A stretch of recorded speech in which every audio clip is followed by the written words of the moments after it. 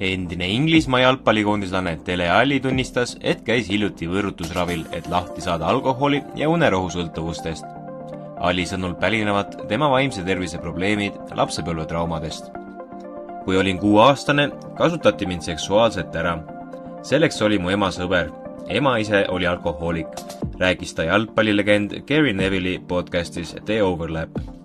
Mind saadeti Aafrikasse, et distsipliini kasvatada, siis saadeti mind sealt tagasi. 7-sena hakkasin suitsetama, 8-aastasena narkootikume müüma. Üks vanem inimene ütles mulle, et politsei ei pea rattaga sõitvat poissi kunagi kinni. Ja nii ma siis sõitsin jalgpalliratta peal ja narkootikumid selle all peidus, meenutas Alli. Alli elus toimus pööre 12-aastasena, kui hoolitsev kasupere võttis ta enda hoole alla. Andeka jalgpallurina tõusis ta juba teismelisena suurklubide huviorbiiti ning 19-aastasena sõlmis ta juba lepingu